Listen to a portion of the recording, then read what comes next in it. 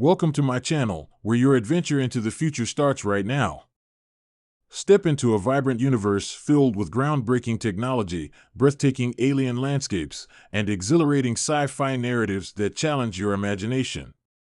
From daring explorations of distant galaxies to haunting journeys through dystopian societies, we uncover the most captivating stories and innovative ideas that will shape the world of tomorrow. Subscribe today and join us on an incredible intergalactic voyage that promises to inspire and thrill. The story begins in a time not far removed from humanity's first forays into the galactic community. When Earth became aware that it was not alone in the universe, there was an overwhelming sense of awe mixed with fear, excitement, and curiosity. Humanity, a young species by galactic standards, was still learning to navigate the vast complexities of the cosmos.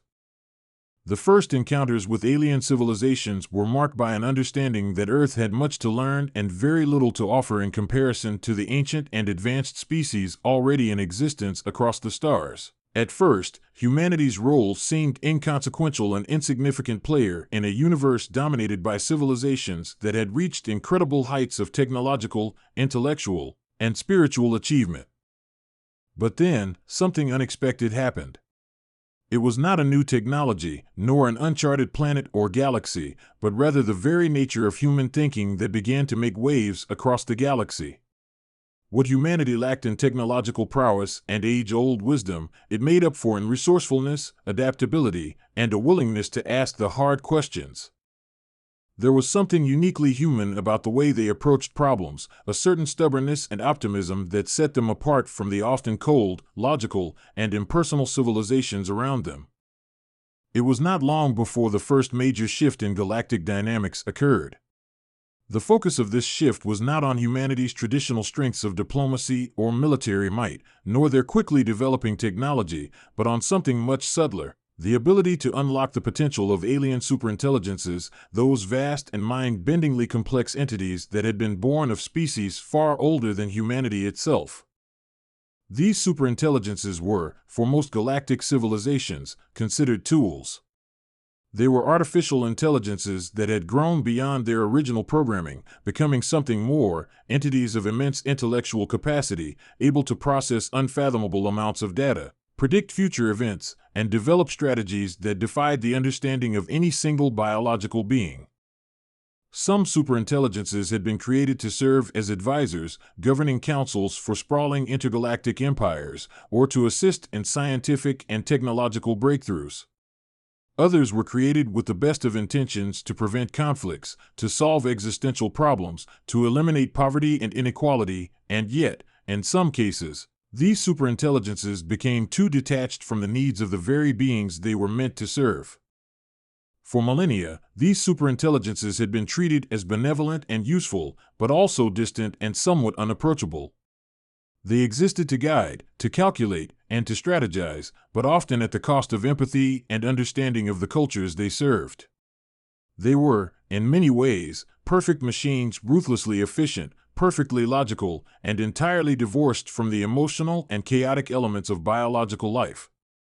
Most civilizations saw them as necessary, even invaluable, but kept them at arm's length, aware that their vast intellects, though capable of solving complex issues, also lacked the human, or alien, understanding of the nuances of social interaction, emotional intelligence, and empathy. Then came humanity, a species that, despite their relatively short history, possessed a unique and fascinating trait, the ability to feel, to empathize, and to act upon those emotions in ways that were, at times, illogical, unpredictable, and incredibly powerful. It was this human quality, more than anything else, that would unlock the true potential of the superintelligences and change the course of galactic peacekeeping forever. The first significant interaction between humans and an alien superintelligence occurred when Earth was called upon to assist in mediating a series of disputes between two ancient and powerful species, the Zentrians and the Ablorans. These two species had been at war for centuries, and their conflict had spilled across multiple star systems, threatening the stability of the entire sector. They were evenly matched in terms of technological capabilities, and each side had created massive, intelligent machines to control their war strategies. However, the battle between them was not just technological, it was ideological. The Zentrians believed in the supremacy of knowledge and order, while the Ablorans clung to the belief that emotion and instinct were the guiding principles of life. The war, though fought with extraordinary precision and technological superiority, had no end in sight. It was not just a war of guns and ships, but of minds, and no matter how advanced the superintelligences of both sides became, neither species could overcome the core ideological divide that fueled the conflict. Enter humanity. With little more than a reputation for being creative problem solvers and skilled negotiators, Earth was invited to participate in a peace summit, a last-ditch effort to end the war before it consumed even more resources and lives. While most of the galaxy's elder civilizations dismissed humanity's participation as a token gesture, there was one thing that made the humans different: they did not approach problems the way the other species did. In the midst of the peace talks, humanity took an unexpected step.